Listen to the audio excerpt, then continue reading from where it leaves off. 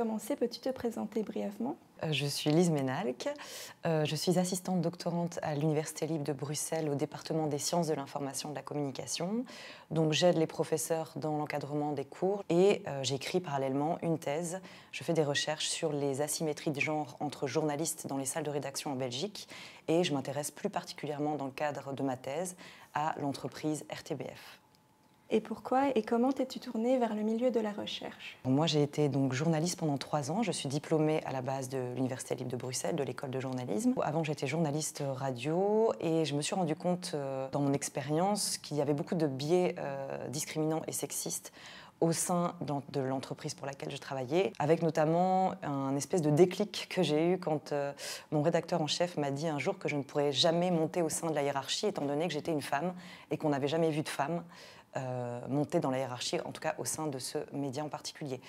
Donc là, il y a une espèce de prise de conscience et j'ai décidé de reprendre des études. J'ai commencé un master en études de genre, de spécialisation en études de genre. En parallèle de ce master en études de genre, j'ai été contactée par mes anciens professeurs au sein du master en journalisme, dont Florence Lecam, qui m'a proposé de participer à la confection d'une étude sur les femmes journalistes en Belgique. Et j'ai accepté de participer à cette grande enquête nationale en parallèle de ce master. Et en fait, au fur et à mesure, un poste s'est ouvert au sein de mon département, donc du département des sciences de l'information et de la communication. J'ai postulé et j'ai eu le poste. C'est comme ça que je me suis lancée dans la recherche en journalisme. Donc tu dirais que le sujet de tes recherches a un lien avec ton expérience personnelle. Et est-ce que tu peux nous parler plus en détail justement du sujet de tes recherches?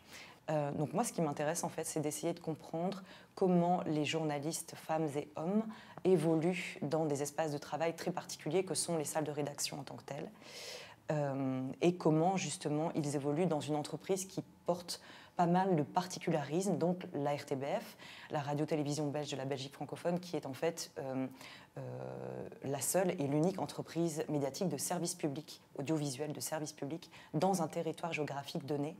Et moi, c'est d'essayer de comprendre un peu si les journalistes, femmes et hommes, comment ils évoluent au sein de la rédaction principale de l'entreprise RTBF. Et mes recherches portent particulièrement sur beaucoup de champs. Je m'intéresse notamment à la sociologie donc, des organisations médiatiques. Je m'intéresse à la sociologie du journalisme, à l'identité professionnelle des journalistes. Et je m'intéresse en parallèle aux liens que l'on peut faire entre ces champs de recherche et les études de genre, sachant qu'il y a avant moi, bien évidemment, plein de chercheuses et de chercheurs qui travaillent déjà sur ces thématiques bien précises que sont le genre et le journalisme. Est-ce que tu peux nous expliquer plus en détail ce qu'est la symétrie de genre? L'asymétrie de genre est un concept qui a notamment été mis en place et pensé par Pierre Bourdieu à la fin des années 90, en parallèle à tout ce qui est donc la pensée des rapports de pouvoir et des rapports de domination. De manière très concrète, donc, c'est observer des rapports de pouvoir des hommes sur les femmes, et plus particulièrement dans le cadre de mon travail, d'observer s'il existe des rapports de pouvoir des hommes journalistes sur les femmes journalistes dans les salles de rédaction. Dans l'ouvrage Être femme et journaliste, vous parlez de la ségrégation horizontale et de la ségrégation verticale. Peux-tu nous expliquer ce que c'est? Alors ça, ce sont des concepts qui ont été développés notamment par la chercheuse française Béatrice Damian-Gaillard. Elle explique notamment que la ségrégation horizontale, c'est la manière, de manière très concrète, de distribuer par exemple des sujets de manière essentialiste envers les femmes.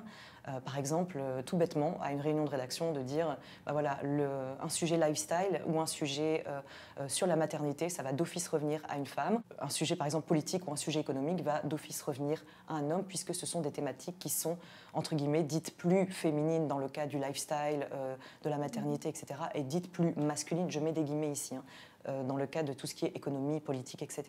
Donc ça, c'est la ségrégation horizontale. C'est également la ségrégation horizontale, le fait de distribuer des postes, par exemple, justement, responsable de la direction sport à un homme et responsable de la cellule lifestyle à une femme. C'est ça, la ségrégation horizontale. Donc c'est vraiment une horizontalité, et notamment dans la distribution de sujets. Et la ségrégation verticale, c'est le fait pour une femme journaliste de ne pas pouvoir monter dans la hiérarchie. Donc on parle souvent par exemple de plafond de verre dans le cas de la ségrégation verticale, donc une femme qui est bloquée par rapport, si elle veut monter par rapport à un certain niveau. On parle aussi également de plancher gluant, le fait de voir pour une femme de tout le temps d'elle-même aussi rester accrochée à certains postes et ne pas se sentir capable de postuler à des postes à responsabilité. Donc ça, c'est la ségrégation verticale. Et d'après les chiffres de l'étude de la diversité et de l'égalité dans la presse belge francophone de l'AJP, on remarque qu'en 2018, seulement 25-53% des femmes couvrent les informations politiques. A-t-on observé des évolutions et qu'est-ce qui pourrait être mis en place pour faire changer ces tendances ? Je ne saurais pas répondre à la question du chiffre notamment. Je sais qu'il y a énormément de chercheurs et de chercheuses dans mon laboratoire de recherche, donc l'APIJ, le laboratoire des pratiques et des identités journalistiques, qui travaillent notamment sur la présence et la visibilité des femmes à l'écran.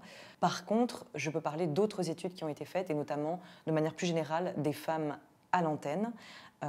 Et dans les contenus, notamment télévisuels. Il faut savoir que donc, le CSA, dans sa dernière étude qui date de 2021, montre que les femmes, malheureusement, stagnent et sont assez peu présentes, finalement, par rapport à la précédente étude de 2017, sont peu présentes sur les antennes, notamment dans tout ce qui concerne l'information. Les femmes journalistes sont peu présentes, mais également les femmes expertes, les femmes intervenantes de manière générale.